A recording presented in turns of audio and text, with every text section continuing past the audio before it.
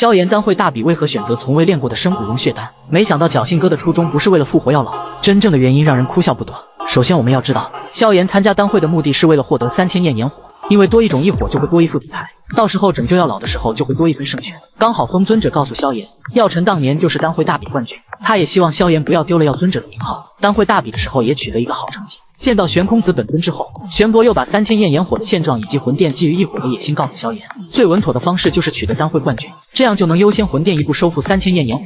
基于以上2个原因，于是萧炎提高了目标，丹会大比的时候希望可以夺得冠军。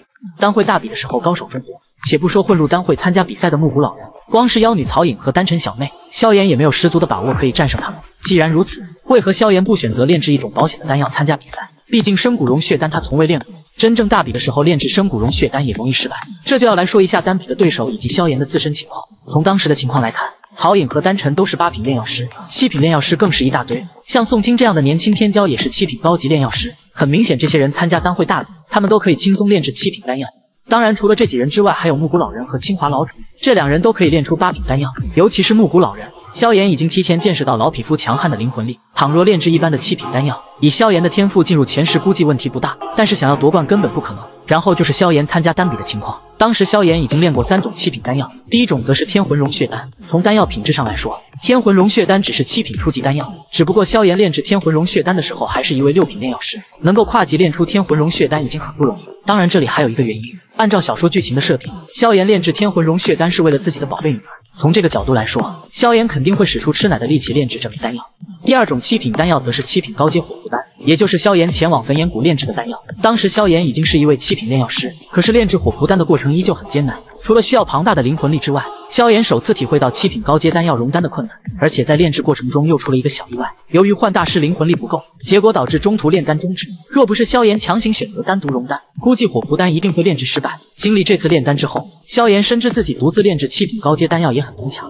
第3种7品丹药则是复活天火尊者炼制阴阳命魂丹。阴阳命魂丹的作用和深骨融血丹相差不大，但是丹药品阶却差了一级，因为深骨融血丹只是7品中阶丹药。当时萧炎选择它有2个原因，其一是为了保险，因为他没把握炼出8品丹药，其二则是药材不够，炼制深骨融血丹的药材还未凑齐，所以只能退而求其次炼制阴阳命魂丹。从最后的结果来看，萧炎单独炼制7品中阶丹药已经没问题，倘若提升一些灵魂力，单独炼制7品高阶丹药一样问题不大。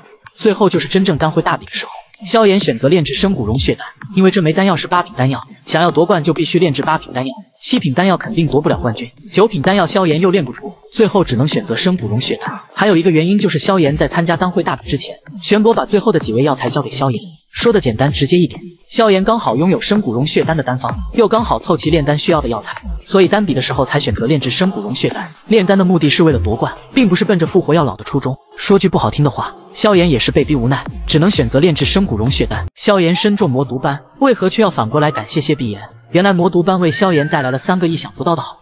首先我们要知道，魔毒斑乃是谢碧炎垂死挣扎的最后反击，同时也是谢碧炎鱼死网破的最后大招。谢碧炎的实力已经达到4星斗宗巅峰，融合血魔蟹皇之后，硬核实力一举踏入5星斗宗。按理来说，这样的实力确实不是一个刚刚踏入斗皇级别的斗者可以应对的。既然如此，为何萧炎却要感谢谢碧炎呢？这第一个好处则是让萧炎顺利晋升2星斗皇巅峰。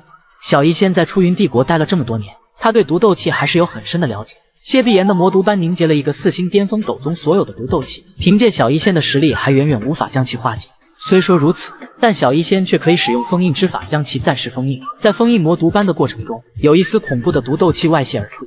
萧炎的想法也很大胆，毒斗气也是斗气，只要可以将其炼化，说不定还可以帮助自己提升实力。凭借3种异火的强大威力，萧炎竟然真的将这一丝毒斗气炼化。炼化之后，萧炎的实力也得到了提升，之前还是1星斗皇，炼化之后就变成了2星巅峰斗皇。这就是魔毒斑的第一个好处，直接让萧炎提升了1星的实力。只靠已有的3种异火，萧炎还无法将魔毒斑彻底炼化，这也是小医仙为何要将其封印的主要原因。这第2个好处则是将魔毒斑彻底炼化带来的境界提升。现在萧炎还不行，后期萧炎彻底炼化魔毒斑，实力竟然暴涨至4星斗宗，一口气涨了好几星的实力，这全都是魔毒斑的好处。如果没有谢碧炎的魔毒斑，想要一口气提升上涨几颗星的实力，几乎是不可能办到的事情。最后一个好处带来的惊喜最快乐，因为他差点让萧炎当场喷鼻血。为了封印魔毒斑，小医仙必须和萧炎浸泡在毒池之中，通过双修的方式完成。这也是小医仙第一次在萧炎面前裸露自己的玉体，活活也是人。而且还是一位血气方刚的少年。见到小医仙完美的玉体，即便身中魔毒斑也控制不住内心的欲望。如果没有谢碧妍最后一击魔毒斑，萧炎肯定见不到这一幕。从这个角度来说，确实应该好好感谢一下谢碧妍。这哪里是什么拼死反扑，这简直就是送福利的节奏。萧炎参加黑黄宗拍卖会的目的很明确，只为获得传说中的至宝菩提化体弦。黑黄宗在黑角域也算首屈一指的势力之一，这次拍卖会肯定会拿出众多宝物一起拍卖。实际上，这次黑黄宗一共拿出5件宝物作为拍品。那么问题来了，萧炎这次会获得几件宝物呢？其实除了魔兽干尸之外，还有2件，得不到就明抢。不愧是光环强大的萧火虎。这第一件宝物则是妖鱼指，此乃玄阶终极斗技，指法斗技本来就很稀少，一方面是修炼起来相对困难，另一方面则是这种斗技本身就很稀少。虽说修炼略显困难，但与人对战之时，往往会起到意想不到的击打效果。妖羽指起拍价10万，萧炎对他并没有多大兴趣，最后被人以80万的价格收入囊中。第二件宝物也是斗技，这本斗技名叫六合游身尺，这是一本低阶终极斗技。最为关键的是尺类斗技，萧炎本身就使用玄重尺作为武器，虽然已经晋升为2星斗皇，但尺类斗技却只有燕分尸浪尺。毫无疑问，萧炎对这本六合游身尺非常感兴趣。为了拿下这本斗技，萧炎出价300万，没想到还有人出价310万。仔细一看才发现，这人竟然是自己的二哥萧立。为了不花冤枉钱，萧炎主动割爱让出这本斗技。事实上，萧立买下这本斗技也是为了萧炎。第3件宝物乃是暗影功，这是一部特殊的功法，修炼设定和焚诀有一些类似，当然暗影功远远比不上焚诀。很多高手对这部功法都感兴趣，拍卖价格一路攀升，300万的价格很快就被抬到800万，最后竟然以970万的高价被阴山老人拿下。萧炎很清楚，这个老头绝对不简单，他肯定是奔着菩提化体弦而来。第4件宝物竟然是一具魔兽干尸，这具魔兽尸体名叫妖毒蝎龙兽。按照莫天行的说法，这只魔兽生前乃是一只7阶巅峰魔兽，很快就要突破变成8阶魔兽。8阶魔兽相当于人类斗尊强者，这样的魔兽体内一般都有魔核，而且这只魔兽似乎和紫炎太虚古龙有一些关系，只是当时的萧炎还不知道紫炎的本体竟然是太虚古龙，外加经验宗的天焰9行翼刚好需要一对魔兽的翅膀，所以萧炎决定拍下这具干尸。最后萧炎使用3枚斗灵丹和2枚黄级丹成功拍下此物。最后一件宝物则是菩提化体弦，萧炎炼制破宗丹也是为了此宝。由于宝物过于珍贵，莫天行采用以物换物的方式竞拍。萧炎的破宗丹虽然珍贵，可它只是一枚6品丹药，阴山老人竟然拿出7品丹药反应丹，最后成功将菩提化体弦换走。实际上5件宝物萧炎只拍得一具魔兽干尸，至于六合游身尺，萧立最后送给自己。最为关键的菩提化体弦得不到就明抢，萧炎最后盯上了阴山老人。拍卖会结束之后，萧炎连夜分解魔兽干尸，7阶巅峰魔兽果然不简单，他竟然为萧炎带来4样宝物。回顾之前的拍卖会，黑黄宗一共拿出5件宝物，没想到阴山老人碾压萧炎成为最后的胜利者。原因很简单，因为在莫天行看来，阴山老人提供的反命丹比萧炎提供的破宗丹更有价值，毕竟一条4星斗宗的命源比一个踏入斗宗的机会更值钱。莫天行却很贪心，他竟然打起了破宗丹的主意。可惜萧炎也不傻，他的目的只有菩提化体弦，至于其他的珍稀药材，萧炎丝毫没有任何兴趣。随后果断拒绝莫天行，带着小医仙和紫妍离开了拍卖场。为了避免夜长梦多，萧炎带着小医仙和紫妍去见苏谦和萧立。经过一番商议之后，萧炎制定了详细的夺宝计划。夜幕降临之后，萧炎开始分解魔兽干尸。为了获得这具魔兽干尸，萧炎花费了3枚斗灵丹和2枚黄级丹。斗灵丹尚且好说，可黄级丹的价值却很高，服用之后可以让斗皇强者的实力精进不少。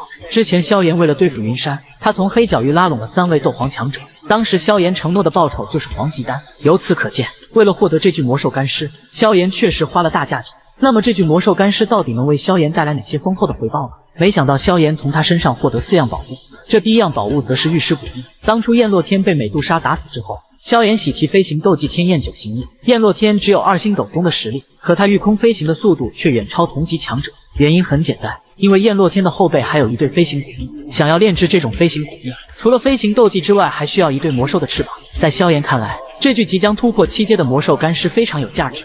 随后萧炎盯上了尸体上那对玉石古翼，小伙子的速度非常快，手起刀落就卸下了这对玉石翅膀。有了这对玉石古翼，萧炎就可以炼制出一对品质极强的飞行古翼。第2件宝物则是玉补全套。萧炎在分解尸体的时候，魔兽散发的气味竟然把紫妍吸引过来。紫妍的本体可是传说中的太虚古龙，他对这具魔兽干尸似乎很了解。随后紫妍便把详细的分解步骤告诉萧炎。在分解尸体的过程中，紫妍盯上了干尸身上锋利的玉骨，他希望用这些玉骨制作一副玉骨拳套，这可是好东西。本来就很锋利的玉骨，加上紫妍的蛮力，抱拳打出的威力必定会锦上添花。后续紫妍打墨牙的时候，拳头爆发的力道更猛，解决一个小小的6星斗皇丝毫没问题。第3样宝物则是青红血液。取下翅膀之后，萧炎开始寻找魔核，可惜除了一些枯皮和骨骼之外，并未发现魔核。紫妍告诉萧炎，用他的异火炙烤这些枯皮。没想到这一招果然管用，在异火炙烤的过程中，枯皮之下的白肉竟然流出了几滴魔兽血液。青红血液含有强悍的能量，萧炎吸了一口就感觉身体的斗气开始暴涨。最后萧炎一共获得5滴青红血液，靠着其中1滴血液的狂暴能量，萧炎竟然从2星斗皇突破至4星斗皇。后续争夺菩提化体弦的时候，4星斗皇的基础实力也为萧炎奠定了基础。最后一样宝物竟然是7阶魔核。其实萧炎获得青红血液之后，依旧没有发现魔兽魔核，关键时刻还得靠紫妍出手。紫妍让萧炎把青红血液滴在干瘪的枯皮之上，继续使用异火炙烤。一番骚操作之后，干瘪的枯皮终于凝聚出1枚魔核晶体。原来这才是萧炎苦苦寻觅的7阶魔核。一具干尸获得4样宝物，这些宝物的价值远超那几枚丹药。要是莫天行知道这些宝物，估计这老头要哭晕在厕所。